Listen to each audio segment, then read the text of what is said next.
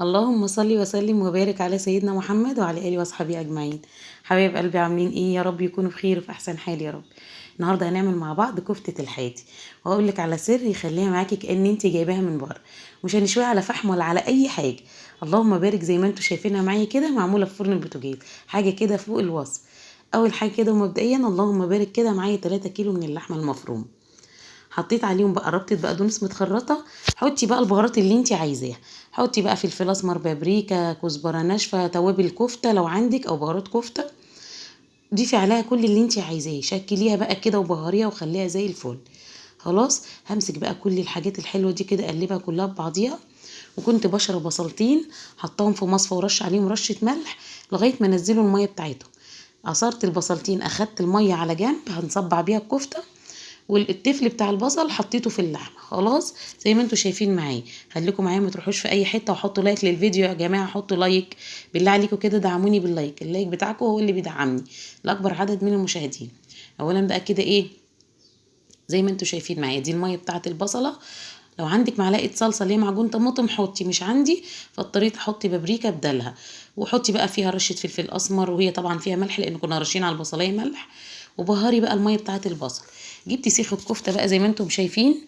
هبدا اصبع عليه، بليت السيخ كده بميه البصل وببل ايدي. بصوا، ايد ماسكه السيخ وايد ببل بيها. وانتي بتعملي بقى الكفته بتعمليها كده، بتعرجيها كده زي زي اللي انتي بتجيبيها من عند الحتي بالظبط. طبعا انا بضطر ان انا بشيلها من السيخ لان انا مش هشوي على فحم ولا حاجه. هدخلها الفرن، برص في الصينيه على طول. طبعا اللحمه دي يا بنات اللي هي الجاهزه بتاعت الكفته فيها كل توابلها وفيها كل حاجات. بس انا بقى احب ازود تركات من عندي، احط ربطه بقدونس، بزود بهارات. ما بحطش ملح طبعا لان هي بيبقى فيها ملحها. بحط بقى تفل البصليه ده بحطه من عندي برضو انا. انت ممكن هتجيبيها هتعمليها على طول، مش هتحطي فيها اي حاجه. بس انا بحب بقى ازود من حبه ايه، البهارات بتاعتي بقى والتحابيش بتاعتي انا كده بظبط الدنيا. خلاص هنصبع بقى الكفته كلها زي ما انتم شايفين.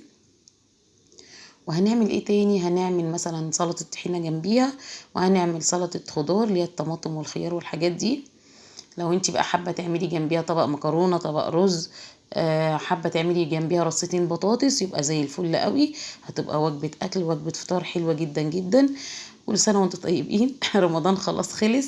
ما شاء الله السنة دي رمضان جري جري بطريقة رهيبة. يعني ما كانش فيه بركة خالص خالص في الوقت، مش عارفة ليه. الوقت جري معانا بسرعة، فالحمد لله. يعني بصوا احنا بنجري والدنيا بتجري ورانا شقق كتير بتتروق، عمالين بنروق ونعمل وكده، وترويقة العيد بقى وانتوا عارفين. كل سنة وانتوا طيبين، واللهم بلغنا رمضان سنين عديدة. كده خلاص هصبع بقى الكفتة زي ما انتم شايفين بنفس الطريقة دي كده. اللهم بارك. رمت كمية كبيرة جدا جدا معايا طبعا، وانا بصبع الكفتة معاكم مسخنة الفرن لان الوقت دخل علشان يلحقوا يفطروا. بحطها من تحت الاول كده على الصاجة، وبعد كده بروح مطلعاها من فوق. لو الفرن بتاعك مثلا مش هيحمرها من فوق، هتقيدي عليها شويه بس حوالي 5 دقايق. بصوا كده خلاص بقى انا سخنت الفرن. هدخلها الفرن احطها من تحت حوالي ربع ساعه ونص ساعه. بس اول ما تلاقيها كده ريحتها طلعت ونزلت الدهون اللي فيها، بتروحي مطلعها على الشبكه من فوق. حطيت حوالي 5 6 معالق طحينه اللي هي الطحينه الخام. حطيت عليهم معلقه خل، حطيت عليهم عصره ليمونه، حطيت رشه كمون، حطيت معلقه توم بتوديكي في حته تانية خالص خالص لسلطه الطحينه. هقلب بقى كل الكلام الحلو ده كله كده مع بعضه، اللي هو الخل والليمون والملح والكمون وايه تاني وبس. هقلبهم بقى الاول كده. بصي كل ما بتقلبي تبصي تلاقيها تقلت معاكي، تبداي بقى تحطي الميه بتاعتك. خلاص حطيت، اخدت مني حوالي كوبايه ميه، ان انا اللهم بارك عامله كميه طبعا. قلبها بقى كده كويس زي ما انتم شايفين. وكده خلاص معانا سلطة الطحينة جاهزة. هنقطع بقى سلطة الخضار اللي هي الطماطم والخيار والبصل والخضرة والحاجات دي اللي احنا عارفينها طبعا كلنا. خلاص يلا بقى كده حطوا لي لايك يا جماعة، كل سنة وانتم طيبين. ربنا يا ربي اللهم بلغنا رمضان سنين عديدة، وكل سنة وانتم طيبين وعيد سعيد عليكم مع الأمة الإسلامية، اللهم آمين. بس كده خلاص سلطة الطحينة معايا جاهزة. ابدا بقى اصبها، وتعالوا بقى نزين الاطباق. انتوا عارفين طبعا العين بتاكل قبل اي حاجه. بس كده معانا بقى سلطة خضار. نقطع بقى الطماطم وبعد كده الخيار واي حاجة بقى كله على بعضه هيتقطع. خلاص مش قادرة اقول لكم والله العظيم الفيديو ده معايا من امبارح، بس انا ما كنتش فاضية حتى انزله. فبجد يعني بعد الفطار نزلنا وجبنا لبس، ما كنتش جبت لبنتي لسه لبس خالص.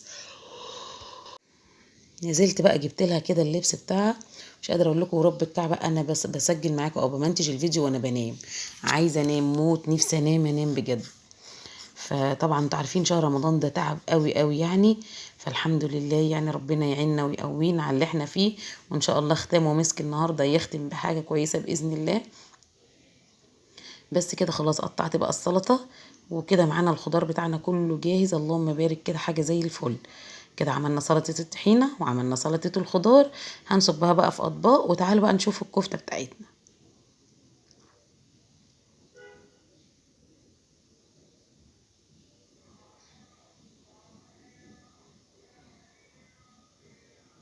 بس كده قطعتها وخلصت الخضار كله وصبيت السلطة طبعا، وادي الكفتة بتاعتنا خرجت من الفرن، اللهم بارك حاجة كده فل خالص. بصوا بقى هبدأ احطها، حطيت بقدونس في قاع السرفيز من تحت، وبعد كده هرص الكفتة. بصوا الكفتة طالعة من الفرن لونها عامل ازاي، والله تحفة، ولا اللي انت كأنك انت شويها على الفحم. بس هحطها بقى في السرافيس كده. عفوا. بس كده خلاص اللهم بارك، هنحط سرفيس كمان.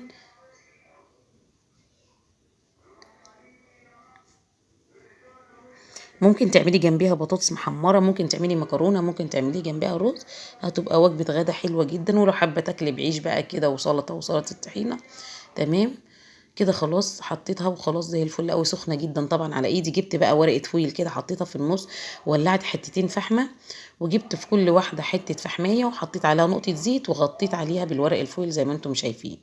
هتدي معاكي كريحة فحم كأن انت شويها على الفحم. بصوا الكفتة عاملة ازاي، ما شاء الله اللهم بارك زي الفل. ما تنسوش بقى تحطوا لايك وشير وسبسكرايب للقناة. السلام عليكم.